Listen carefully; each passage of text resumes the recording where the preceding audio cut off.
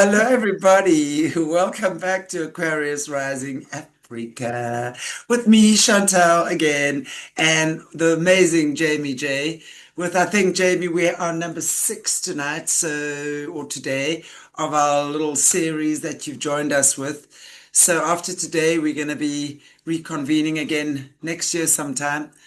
So we're going to be wrapping up what we've been doing for the past 6 weeks. So firstly, let me just say thank you so much for sharing your time, your energy, your knowledge with us. It's been amazing.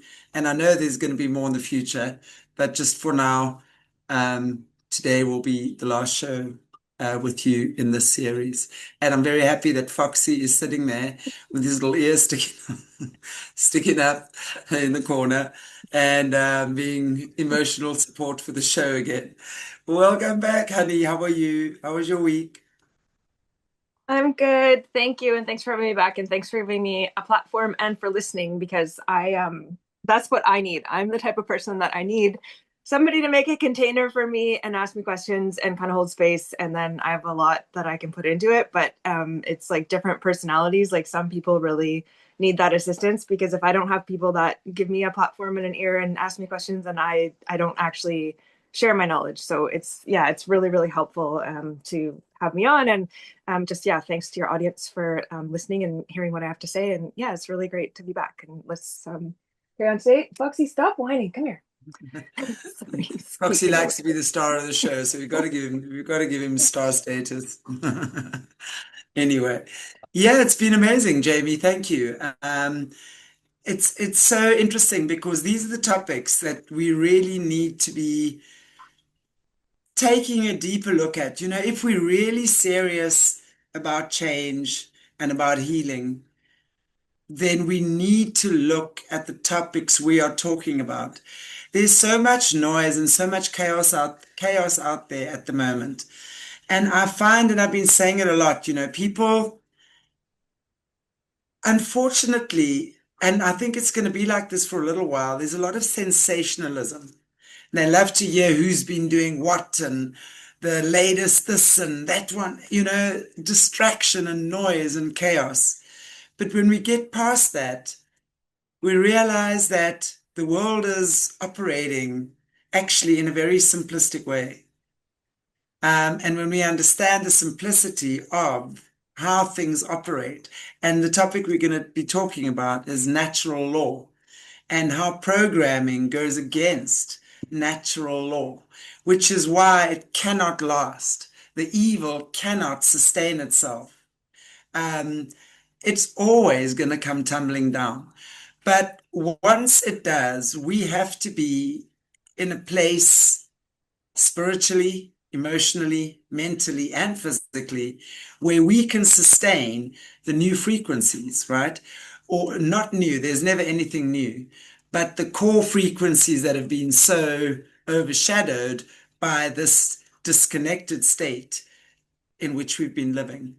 So I love our topic tonight because it really does bring everything back that despite whatever anyone tries to do or has tried to do to you, if you are here and if you've been traumatized in this way, and if you're watching this, then you have overcome that actually, right? And you are on your way back. We've just got to recognize the inversions and the manipulations and the distortions and how they've worked with the energy. Everything is energy. Guys, this information is golden. So I hope you all take notes. Jamie, what do you say about Yeah, so that? where to begin? It's like, so we're just kind of talking about like what evil actually is and how inversion actually works. So, like, you know, whatever people's religious views are, like, whether, like, there's obviously something that is then of the created business. So the creator of the verse has vetted all into creation, and there's something that is deciding things in alignment with the principles that are part of the creation. So, the way that people can get a power to start to invert that, put other people in ignorance or darkness, and then there's a power to they're out of alignment with reality.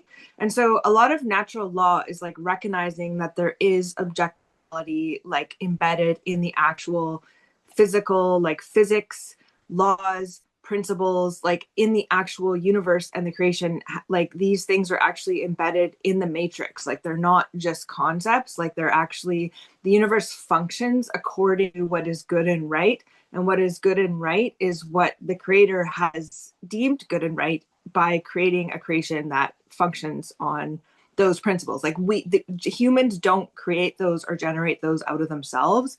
You can either align with it and recognize it and learn about it and work in unison with it, or you can go against it. But like, so a lot of the Satanists are actually trying to create their own creation, like the movie Inception, like having a creation within a creation within a creation, where they can start to create laws.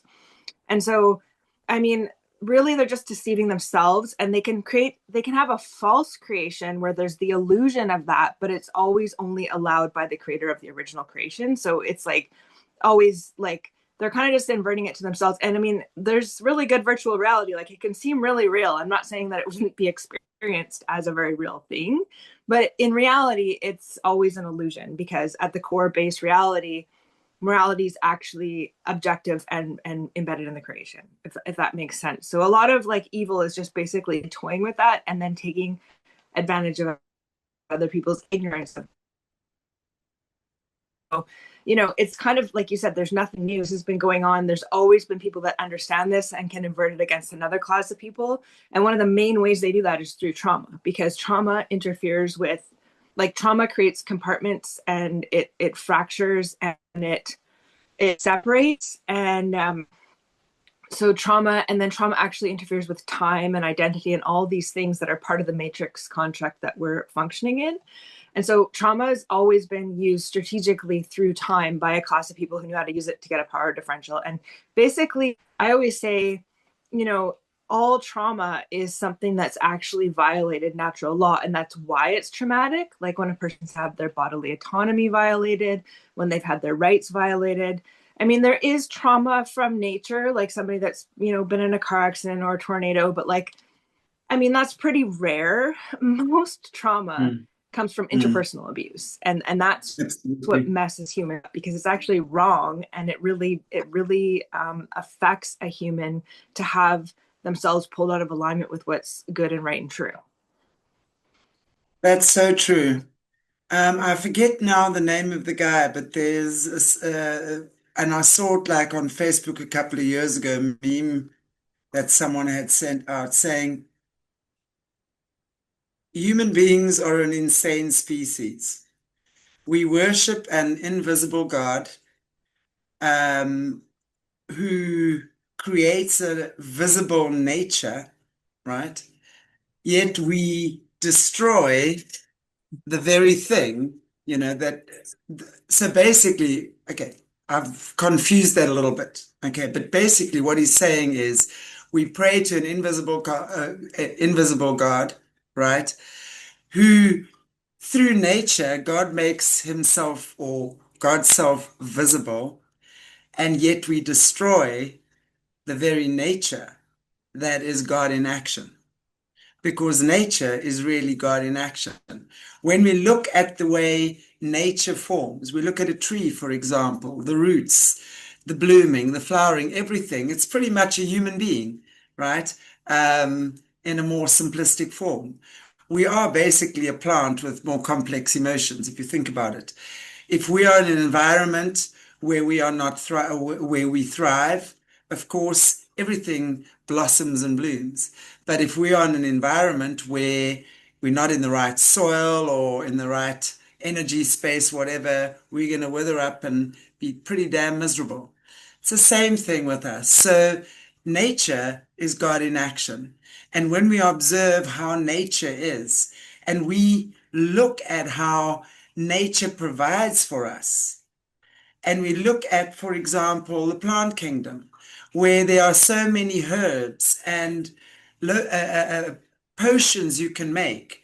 And in fact, I was doing a show with Dennis Carroll earlier talking about the Appalachian witches and how the old women, the from way back then, the medicine women were all seen as witches because we worked with lotions and potions and we worked with nature, right?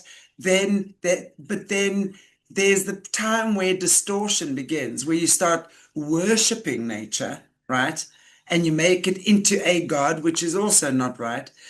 Or rather, you enjoy it and you see it for what it is, and you see how nature gives to you all the time and how you give back to nature as well. That's how the balance, for us to have a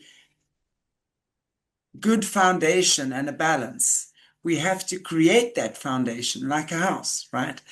Before you build your house, your foundation's got to be strong, and it takes quite a while before you see the results of your house. There's a lot of other work that's got to be done, and that's what we have to do in understanding how that is. We've got to understand the foundations of creation, and when we understand the foundations of creation and we work along with that, then everything, your body heals itself. Your body is designed to heal itself. I've proved that to myself time and time again. I was bitten by a black widow spider, and at the same time, I had breast cancer. And I will maintain that the medicine the spider gave me healed my breast cancer. Because the spider, as an animal communicator, said to me, transform or die. I said, I'm transforming. I knew my shit that was happening in my life at the time. And within 4 months, all traces were gone. So when we work with nature and we understand that everything is God in action, a lot of people look for the devil in everything. I look for God in everything. Even in the worst situation, I'm going to say, what am I being taught now? Because when we can look at it that way, we don't put ourselves in a victim mentality. And please, I understand there's a lot of people who feel that way. I'm not shading anyone. But we do get to the point where we understand that if we take responsibility for where we are now in our lives, no matter what has happened, nature, God, creation, it's all the same thing working together. Then your body actually starts healing itself when you decide to work with nature, harmony, your creative spirit. Your soul is your medicine. And that is what I would love to see every human being come back to, honestly, because that's truly where it's our birthright. Miracles are our birthright. To be healthy and wealthy and wise and strong, that's our birthright. But because we're so vulnerable and disconnected, right? Unfortunately, we get toyed with, and the very valuable essence that is our spirit and our consciousness gets siphoned. But we allow it. We allow it. They cannot take that which we are not giving. That's for sure. It's interesting that you had breast cancer in your podcast now, because from the books that I've read of the body mind connection, it's from not speaking your truth and not Oh, saying yeah. what you want to say is really what they've said that breast cancer is from. So it's interesting now I that you're was using your voice speaking. I was super angry at the time. I was super angry, and it was on the right side of my body, which is the masculine side. So I was super angry at the time with males. And I absolutely had this war going on in my head. And the only one that got hurt was me.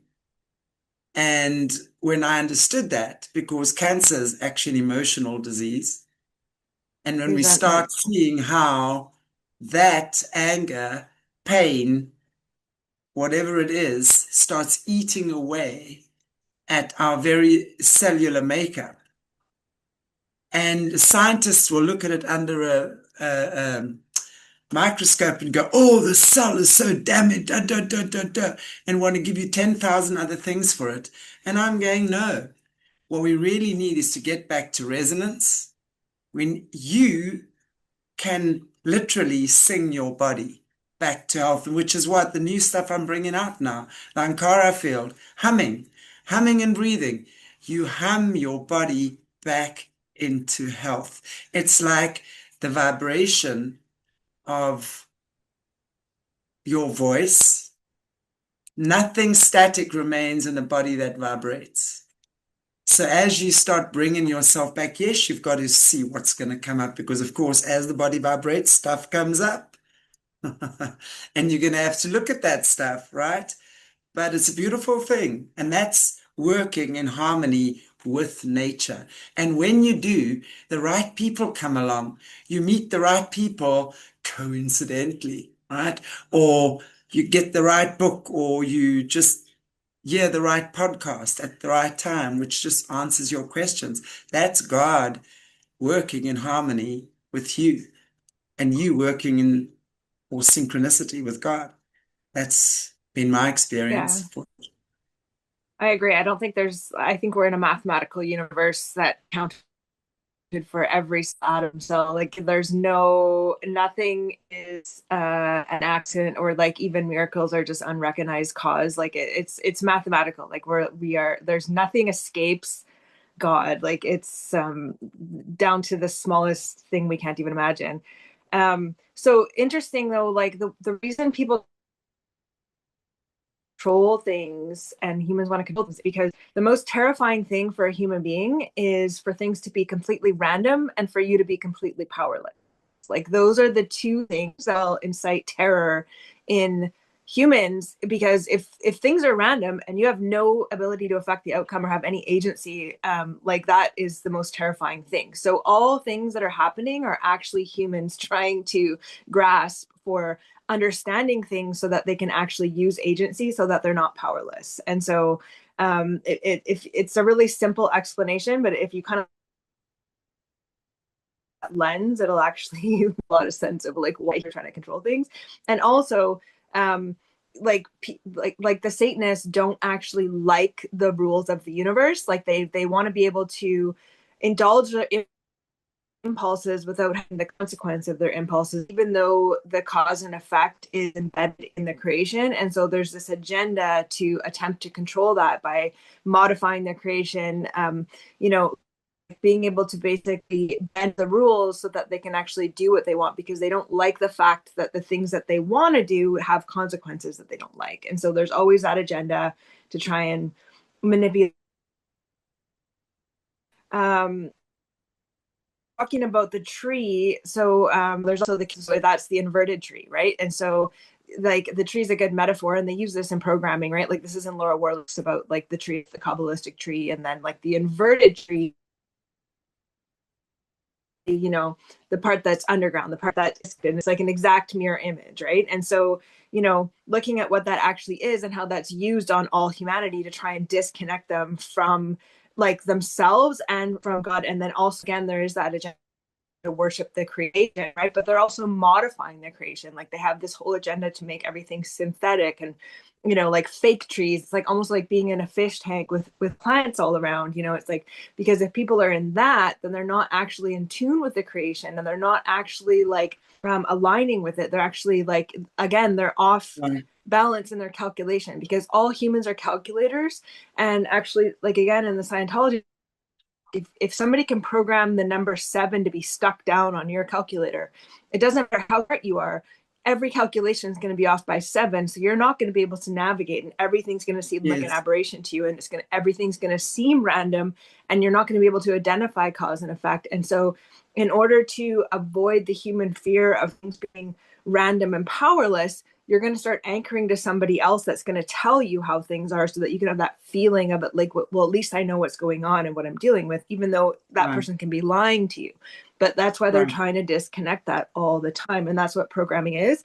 And Yes. programming, you know, it only stays in place under certain circumstances. And like, we're going to do the show with Jerry Merzinski talking about the causes, counseling method, like things, right? And so The only reason programming stays in place is because of like trauma keeping it in place. Like things will naturally start to heal when things are removed, right? So the only thing to do fix things is like you the things that are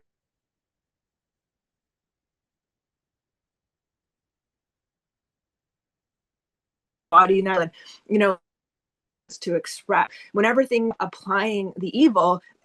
Um, this is why programming starts to unravel when people feel safe and loved and connected. This is why your body heals when you're outside of the stress. Like, and so they're always applying these things to keep you from tuning into that. But like the universe naturally wants to heal and be operating on love. Well, it is operating on love. All the other stuff is an illusion. It absolutely does. It's so true.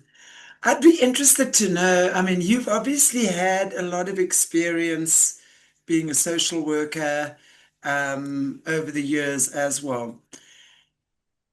In your experience working with people, um, what has been, what have you noticed in terms of programming with the people you've worked with as a social worker? I'm not really talking necessarily SRA or anything that extreme now. And coming to and seeing the similarity, right, of let's say SRA people and just people that you've worked with, drug addicts or whatever. Do you see there's a correlation in terms of specific programming like the SRA or people that have just lost their way? What do you see is the connection? Is there a common thread connecting any of that or all of that from what you've noticed and your, yeah. Did I ask that correctly? Is it clear? I feel like I've rambled a bit with my question, but I mean, it's like, is there a thread with organized programming, from what you've noticed and just people responding to life? Well, if programming works perfectly, you don't see the symptoms of it. They seem like highly functioning, highly intelligent, Mm, picture perfect family. Like, you don't programming if it's working. You only see it when it stops working. So, right. like I said, once I started recognizing and understanding what SRA is, and I actually was working in some facilities where people's projects that didn't work out were being hidden, right? So these are like because I couldn't figure out because I was working in some like publicly funded facilities, and I couldn't figure out why like rich people's kids were there. Like I was like, these people have money, they could have their own child in their own home, or they could hire private. Like, why would they be accessing these public facilities that poor people access? It just didn't make sense to me, right? But when I had eyes to, like, once you know what you're looking at, it's actually quite obvious. It just goes over most people's heads. Even the people that work in the facilities, they have really good hearts, but they're completely uneducated about this stuff. So they just go along with what they're trained to do and interact with these people. They don't actually, it just goes right under their radar. Like they don't see it at all. You have to understand this stuff. And then it's really obvious. You can see the SRA in people like that are in these facilities. It's just that you if you don't know what it is, you won't see it, right? Um, but yeah, what they do is like when they try to do dark, then they kind of off these people because it would look bad on their family and be really obvious. So they have to basically get them, in hiding in these facilities. And so that's when I started to see like how obvious it actually was, like really obvious, actually. Um, Sorry, I kind of lost track of the question. It's good again. Yeah, no, no, no. We were just saying about the obvious um, programming versus people that you're just working with, let's say, in these facilities, which actually leads me to the question, what was the main issue with people? Was it addictions? As a social worker, when you were dealing with people in facilities, I'd be very interested to know that. Just in terms of how are people? What are they using as crutches? Right? Well, addiction's huge. Like, I mean, I think most of the planet's addicted to something now. I mean, I'm guilty. I'm addicted to books. Like, you know what I mean? Like, I'm, everybody has, like, I think all humans at this time, with the Yeah. technology, it's wired our brain kind of have this ADD addiction. I think everybody's kind of struggling with like screen addiction, or, you know, people kind of like to think, oh, I'm not a drug addict, but like, actually, I think most of society is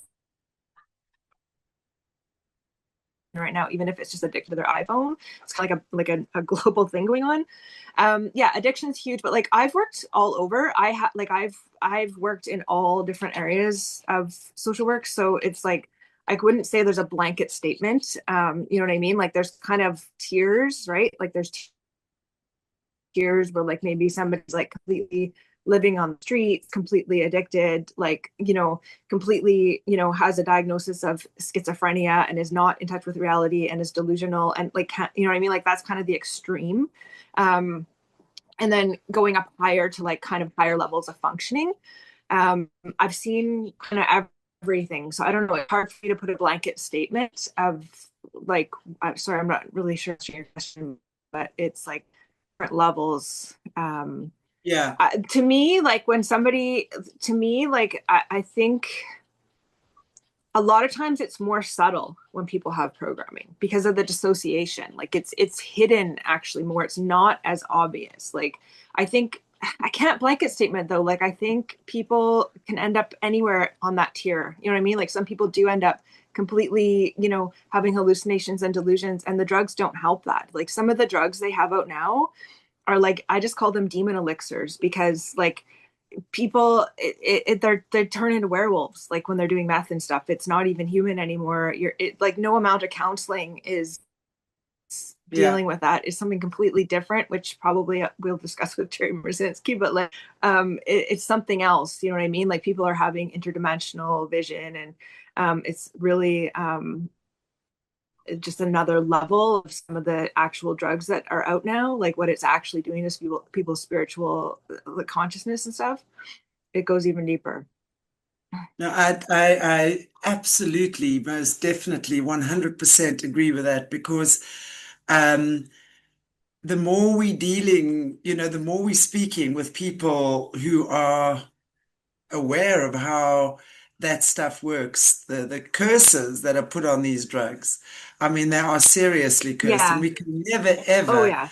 underestimate the power of the curse when it comes to especially people who are addicted. I mean, especially to drugs, you see, and I mean, I don't know if you've seen as well. Lately, I've seen quite a few videos of people on the street. Absolutely, you can see they're on something and they're contorting their bodies and they're doing things. I mean, there's Yeah. definitely something in that body that is Oh yeah. not human.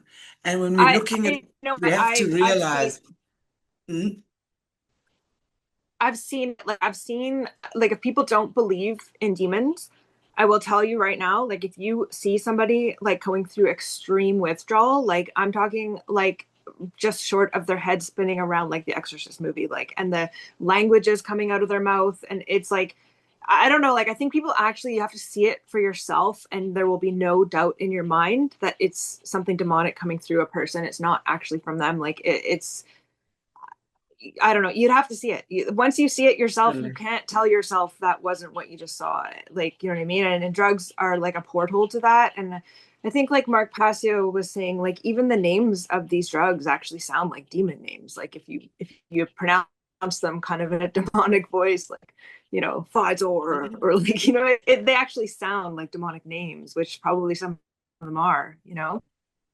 absolutely. And when we think about addictions and especially drugs like that, it's really people who are escaping.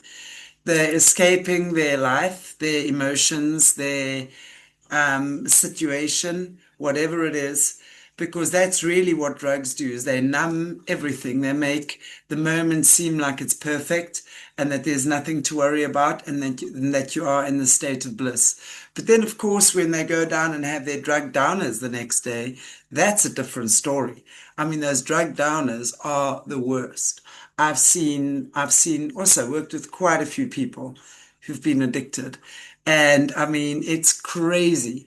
And that is really, again, it takes us back to just this disconnection from who we are. The only reason somebody is that addicted to anything is because they've really forgotten. They've really forgotten that they carry the spark of eternal healing, right? Within them. So they get lost. People get lost, and Jaymee, and I think you and I were talking just before the show. It's like, let's say this is Source or Christ or God, whatever, like here. When you are aligned with Christ, you're constantly getting that intuition, that download, that inspiration that makes you act in harmony with the Holy Spirit, right? But when you've separated, walked away, like Christ will never move away from this glorious place, right? Christ is always there. You're the one that decides to go and take a walkabout, get tempted by life, get tempted by things, and you create the gap between you and Christ or your creator or God, whatever you choose, right? So in that gap, all these little temptations, nasty incidents, people, whatever, will then enter, which creates that confusion. Who am I? Who am I listening to? Where do I go from here? What do I do? We lose our connection then. We really, really do. And it's when we lose our connection and we go against the laws of nature, right? And nature, I mean, it's natural for us humans to be in harmony with our creator. And when we're not, we get up to all sorts of weird things. And it always shows in the body. Every part of the body means something. And when you understand what my little pinky finger means on my right hand or my left hand, if I've squashed my pinky finger in a freak accident in the car with a car door or something, there's a reason that happened. Your body's drawing your attention to that. But what do? Instead of saying, okay, what does this mean? What does this mean? Where am I out of alignment? Because anything that creates pain means you're out of alignment, right? So where am I out of alignment? But instead of going within and meditating and actually or praying, what is that? We run off to the doctor and have it fixed. And then take 10,000 antibiotics or whatever it might be to speed along the process, which is the most unnatural thing to actually do, to give the power of your healing away to someone else. Your body is designed to heal itself, but you have to learn how to do that. It's like driving a car. You've got to learn how to change those gears. You've got to learn how to give yourself an oil change. You've got to learn how to, whatever it is, you've got to learn that stuff. So I also, I ask you from that angle, when we see the world right now, it is so obsessed with everything that is not natural.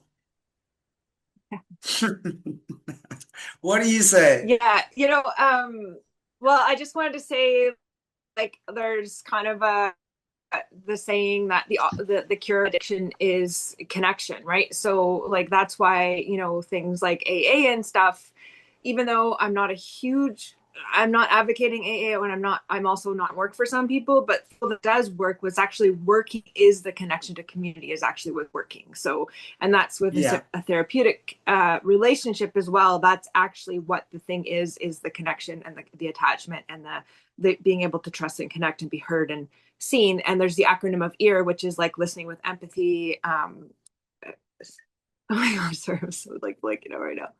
Empathy, attunement, and respect. And so anybody can lend an ear for empathy, attunement, and respect, right? It's like you don't need 10 degrees to do that. But in going back to like identifying SRA and stuff, like I'm going to say there's probably a lot more people working in the facilities that are programmed than the people that are the patients. Like I think the amount of nurses, social workers, counselors, especially working in a hospital setting, or, I think actually a lot of the workers there are actually the ones that are programmed and seem like normal functioning people without trauma that are actually the ones that have actually been put through programming. And you know, like you can Good. start to see it, like when somebody has a personality that literally seems like it was made by AI, and you can almost see when like it's not actually even coming from themselves when they're speaking. Like it's like they've literally just like clicked a button and a script starts coming out their mouth. Like it's like you see a lot of people that work. And even if you're not like programmed in a generational family, like when you go to university, especially for things like social work and counseling, like they give you the words to use, they give you all the politically correct opinions to have on everything. Like, and so you start talking to people that like have a lot of education, and it's just like talking to AI. Like they're only using Exactly. certain words. It's like they've literally just have like a script to run.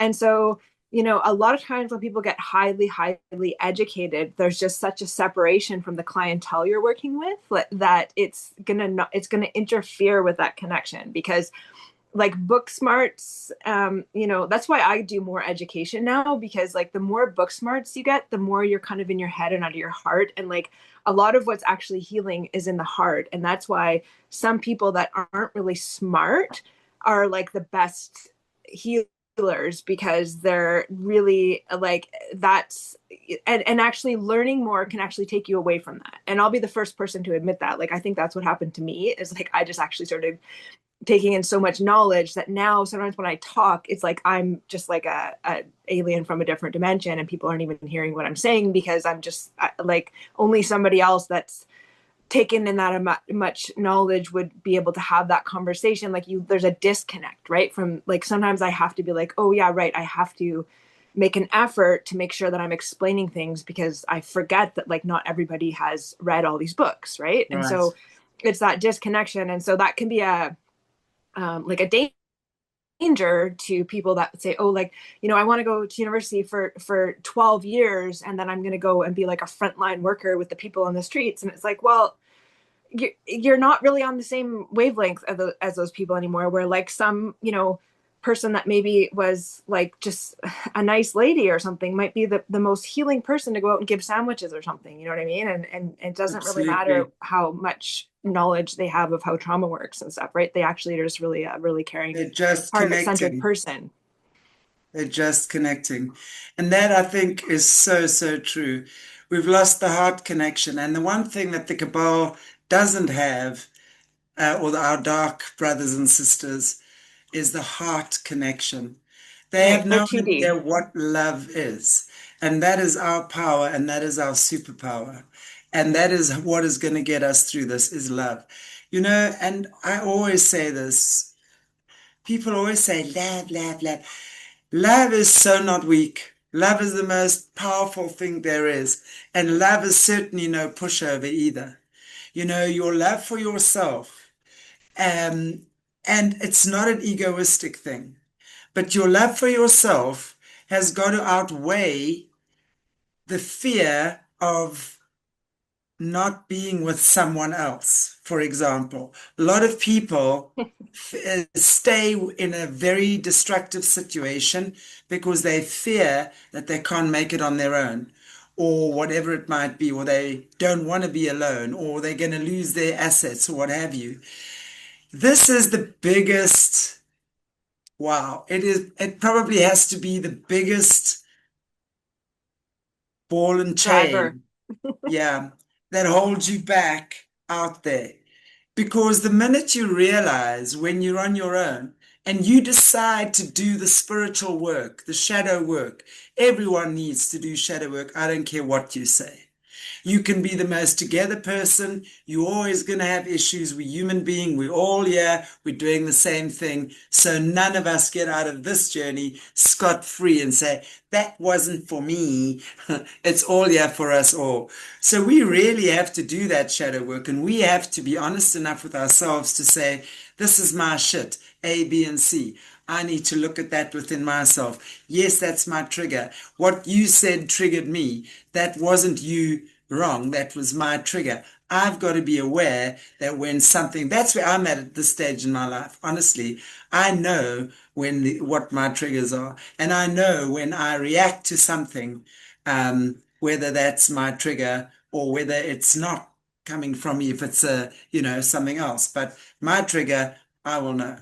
And I understand every time I feel my trigger and I want to like, it's an opportunity for me to grow, to not react and do the destructive thing that I want to do in that moment, but to sit with myself and go within and really sit with me and my creator and say, right, I'm so done with this trigger now. Please show me the way how to dissolve this. Just the fact that you sit there and you face it, you acknowledge it, you know it's yours and not the other person's. That's the healing. That takes away 80% of the trigger. You're going to then acknowledge what is yours and you're going to start being prepared to work with it. You see, guys, this is how we end programming. People want some magical wand and some magical savior to come down and take it all away. That's not going to happen. That is not going to happen. This is what's going to get us out of the matrix, this matrix of hell or reincarnation that we are all stuck in here. If you are on this earth, you're in that matrix. Now, we're either going to get out of it by elevating our consciousness, because that's what it is, or we're going to keep fighting and ding, ding, ding, ding, ding, ding, ding. Not going to work. Doesn't work that way. It's all energy, and it's a heart connection. When you connect to the heart, but you see, Jaymee, connecting to the heart means we have to really let go of so many attachments. Human beings love their attachments. Now, the attachment can be your house, your job. I went to Vipassana, which is a 10-day. Oh, so did I. Yeah, it's amazing.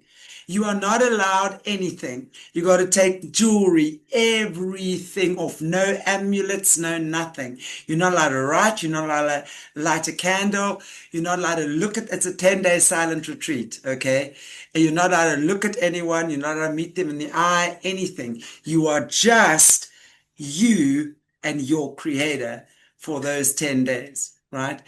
But I saw some things there. There was like an old lady who had a statue of, I don't know what. You cannot imagine the drama that there was because she was not allowed to keep that statue. She had to hand it in. It's Hmm. the attachment. It came from my husband, and I have never been without it for one day in my life. They said, we got to take it. I don't even think she Hmm. lasted 2 days with, and then, I mean, you're allowed to go at any time with Vipassana. I think on the Oh, second or the yeah. third day, that lady was out of there. She could not Yeah. deal with not having her statue. Now, this is what I'm saying. So think about a little statue. You know, when you look at the heart chakra, it's a radiant sun, okay, in its positive polarity. But in its negative polarity, imagine every ray of sun having a lead object attached to that ray, whether it's a house, a person, an animal, a memory. It weighs it down. Ugh, your heart is lead. All you want is to go into the lower three chakras, which is the lower triad, which is sex, money, power. That's the domination, the lower triad. The heart chakra, you're coming out of that now. You've got to learn to come out of it anyway. Um, but that's what keeps us in the lower ones is our attachment to things, to people, to memories. And that is going to be the hardest thing. We were speaking again, and you know, I'm not popular with this, and I don't really care about the slaughterhouses. The idea of stopping to eat some other species' babies. We want the cabal to stop eating our babies. They're a different species to us by all accounts. They are lizardians or whatever the hell. They like human flesh. We don't like them eating our species. We scream and shout and perform. But what about the animals? We are eating their, we have the most insane recipes with animal flesh, and we think it's freaking cool. Come on. How is that for double standards? How is that for double standards? You see, when we start These are all the connections to the heart chakra that weigh us down. We've got to start looking and realizing that animal has a soul. It's got a purpose here. It chooses life, actually. If it's here, it chooses life. Is it really your purpose to take it? If you do, that's fine. Thank the animal then and do so consciously. You see, we've got to learn how to consciously connect. When we connect to the heart, we don't just connect to our heart, we connect to nature, the universe, each other. We can't harm each other anymore after that. It's impossible. But we've got to get through that fear of getting out of the jail that keeps us locked in attachment of the heart. So that's kind of like where we at. And most people, in my opinion, Jaymee, are not nearly ready to see that. They will look at their religion as something, as long as they can say all the Bible verses, they're happy. They can quote them like freaking what have you. But take that and apply that to your life. Are you applying the lesson and the essence of that to your life? Are you? That's the question. Most people aren't. We say, but we're not doing. Heart goes there, or head goes there, heart goes there. And it's a complete separation of IQ and EQ where we're currently at. Anyway, I feel like I've been babbling. Yeah, I feel like that's kind of where you can tell if people are willing to are full of crap or not, is like if they're willing to act on their beliefs, because you don't actually believe it if you're not actually willing to act on it. And so people like will talk the talk, but unless you can actually walk the walk, and like worship is an action word, like you're actually acting on something you believe to be true because you're so confident that it's true that you will act upon it even without evidence or promise. It's like you're taking that faithful action based on it. And so like you can just really tell a lot about people if they're willing to do that or not. um with the Vipassana, yeah, I actually think it's a really good meditation technique for people that don't do that. And I know some people are like have opinions about meditation, but like the Vipassana technique is just body scanning, and it's actually just a somatic therapy where they basically take any new stimulus coming into your mind, like no conversations, no looking at things, no, like they just take away all the distractions, and then you just focus inward and you just scan your body all day. That's And all you it's do. really interesting, and this really connects to like SRA and stuff. And I think it's actually something I would recommend for people that have been put through SRA, because it's such a like non it's really like a passive way of like just you're actively scanning, and then if you feel any sensation in your body, you just focus on it consciously.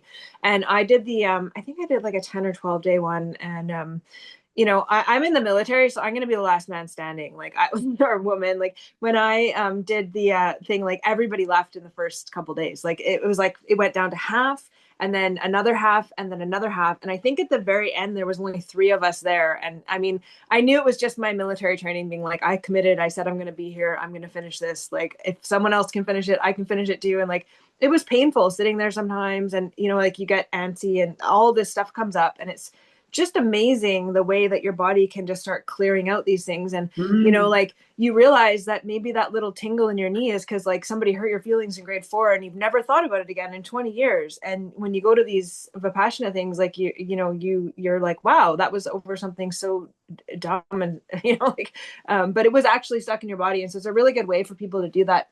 And it's free. You pay it forward. Like it's really something that's accessible to anybody that wants to do it. It's like Yeah. I don't know. I think it's a really great. I really recommend the Vipassanas, but I don't know. I don't know if it's a cult if it goes higher up. So just always be careful of anything like that. Yeah. I mean, But for the low level, I it's think great to have a week of your life. anything can become a cult if you allow it to. And you know what? The point is that you just got to take the medicine yourself from whatever life experience brings to you. Sometimes medicine is sweet, sometimes it's bitter, but medicine nonetheless, right? Um, but we've got to recognize that I believe we're all in the right, wherever you are at the moment is the right place for you. And we have to recognize, we've got to understand why we're here. Rumi has a beautiful quote that says, the minute we accept the troubles that we've been given, the door will open. That is such a beautiful, wow, it's powerful.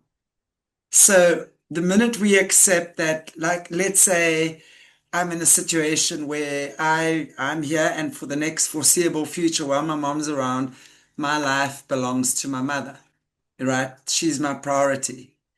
And for a while, I mean, there are times I have a big resistance because, hey, for someone who is traveling every 3 months for 20 years, it's a big adjustment, you know. But my mother, she's worth the sacrifice. She's been an amazing mother, and I love being here for her. So for me, it's like when we choose to do something, and I just sit with myself and say, you chose this. I remember my mother when I was a little kid, right?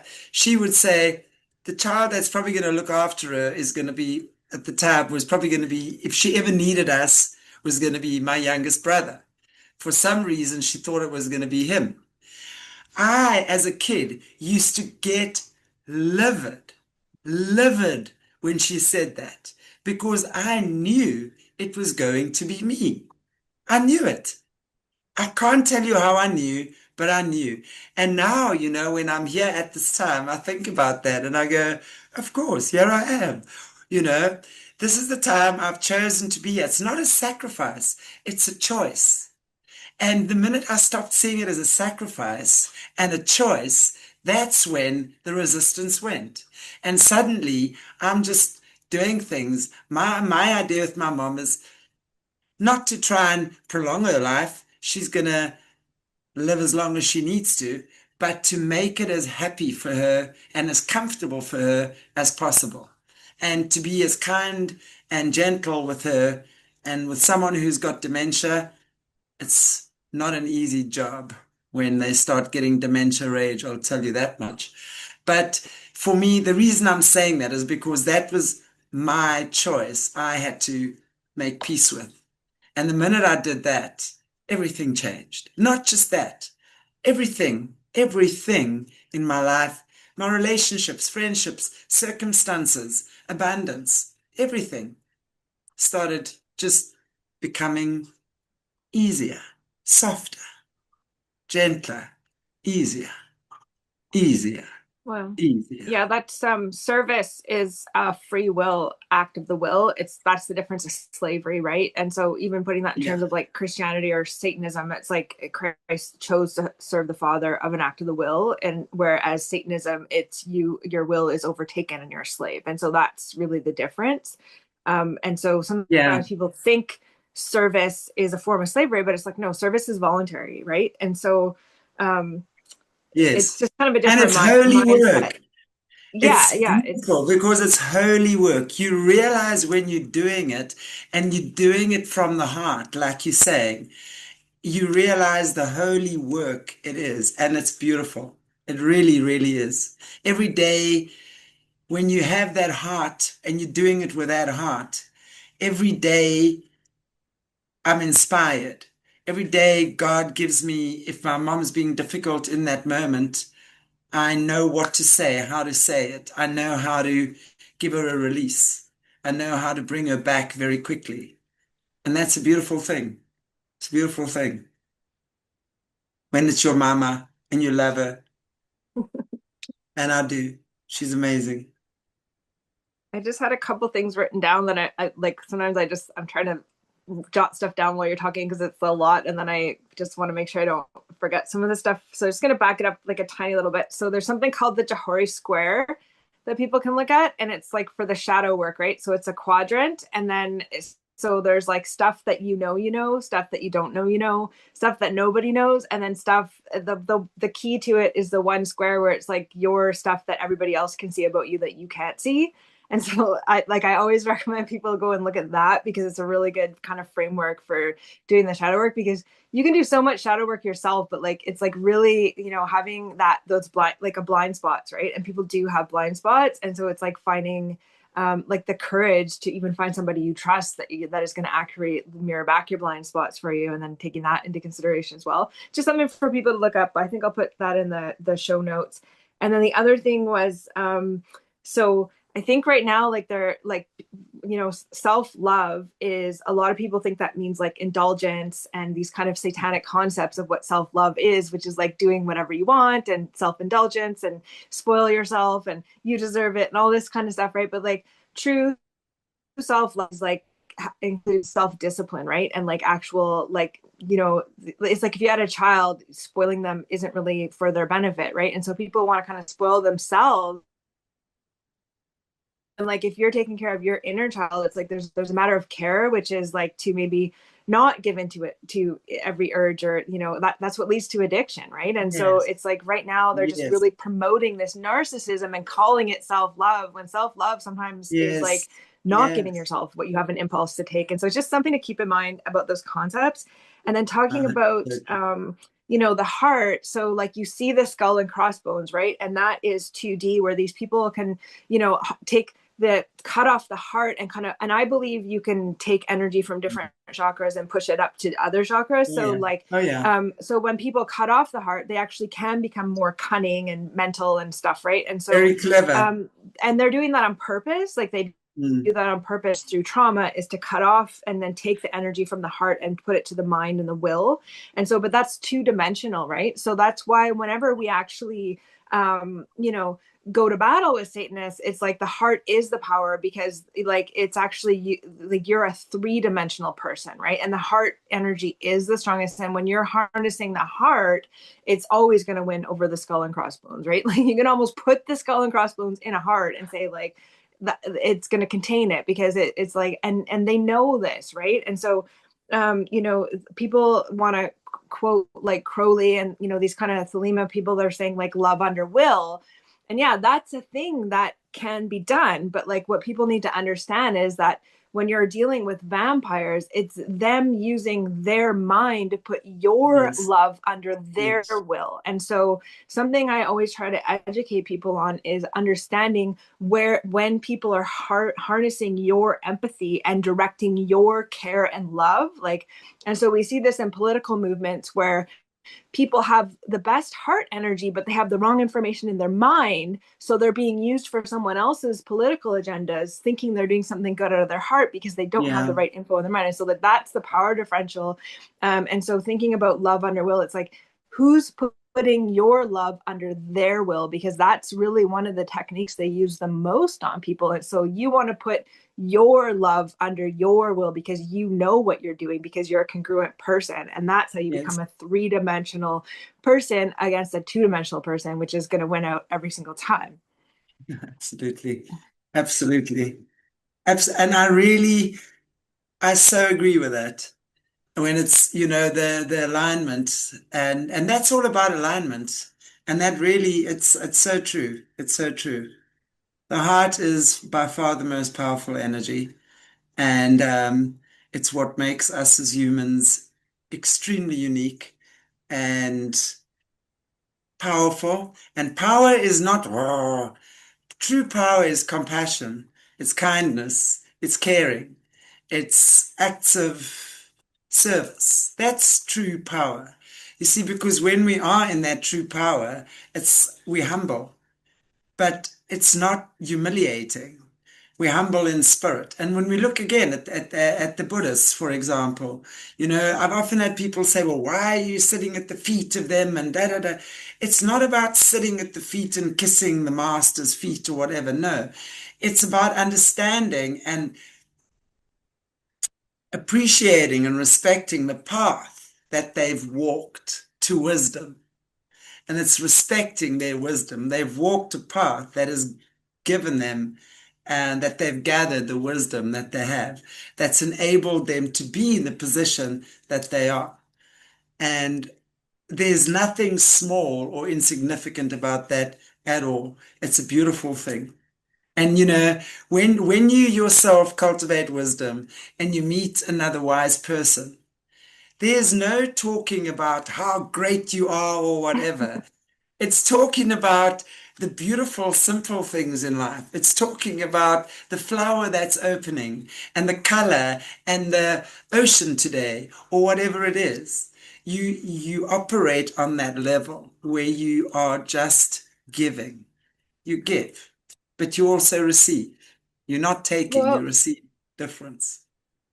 That's the difference between the satanic slave master system, which we talked about. Like when people are trying to move up the slave system by becoming a master over somebody else, it's you're still in the master slave hierarchy, which is actually lose lose for everybody. You just might get to lose a little less than the person beneath you for now, right? And so when you look at the good version of that is like mastery, requires discipline to be a disciple. Discipleship is discipline, and it's a voluntary act of respecting somebody because of what they've done, that you're willing to say, okay, I respect you, and so I'm going to have an act of my will, I'm going to submit in discipline to learn from you. And this can be like, I've taken a lot of martial arts and stuff. Like, you're going to respect your sensei. Like, and it's not because he's your master. It's not a master slave relationship. It's a discipleship relationship where you're respecting Right. somebody to teach you in humility of an act of the will, of your free will. And so it's like a really different mindset that gets distorted. And a really good movie that I recommend all the time is called The Art of Self-Defense. And it's a martial arts movie, but the sensei is actually a psychopath. And it's actually probably one of my favorite movies ever because I think it's just so well done. The kind of inversion of this disciple relationship and what that looks like when it becomes a satanic version of it with a psychopath, right? And so I think anybody interested in this stuff would enjoy watching that movie. It's really well done. I'd love to. Yeah, Where it's a is it great on? movie. Is it on Netflix or where will we You can find that? find it. Yeah, I don't think I'm not sure if it's on Netflix, but you can find it. The Art of Self-Defense. It's a masterpiece. Definitely, I'd love to watch that. Love to watch that. Love to watch that. Wow. Perfect. Jaymee, I think if I'm looking at my list, yeah, I probably touched on about most of the stuff that I had for us this evening. I'm not sure if there's still something that you want to wrap up with. I don't know. I feel like we had a great. I feel like I could end it here. I feel like we had a great conversation, and I think Yeah, it we does gave feel people like it, lots doesn't of it? things to think about. Even though it was different examples, it kind of all has the same theme to it. Yeah. And so, yeah, I think we'll just kind of leave it there. And again, always open to questions if people ever have specific questions or things they'd like if we did a show in the future for us to Yeah. discuss, to just send that in. Because, like I said, I'm kind of like just a database of information because I've taken in so much information. So, like for me, the best thing is for people to ask me questions because otherwise I just have like so much I don't even know like what to give people. So like the most helpful thing for me is if people actually can kind of Nice. pull things out, then that's actually helpful. So That'd be yeah, great. anybody that can write in questions or being interviewed or stuff like that, hopefully people can take something away from that today. But yeah, I'm pretty happy just to leave it there. Yeah, and that's a great idea, actually. If anyone has any questions for Jaymee in the meantime, or there's any specific topic that we can maybe look into, it won't be now, but it'll be in the next couple of months in the near future. It's December and these lovely things coming up, so we're all going to be taking a little bit of downtime. Um, but yeah, I think, thank you. Thank you so much. I have really enjoyed spending time with you. You are an amazing hive of information. I've loved chatting with you, and I mean, we always talk for at least half an hour before the shows, and by the time we go, oh God, we better put on record. And so, I mean, I can definitely see us having plenty more of these conversations, and I look forward to that. And definitely, I think it'd be really, really nice in the future to go into the more Q&A stuff. We could go deeper into, yeah, lots of things. We'll talk about that. Okay, everybody. Thank you. And to get hold of Jaymee, details in the description area again, or you can reach her through me if you have any questions or anything for Jaymee. You're welcome to email me as well in the comments. We'll pick them up there.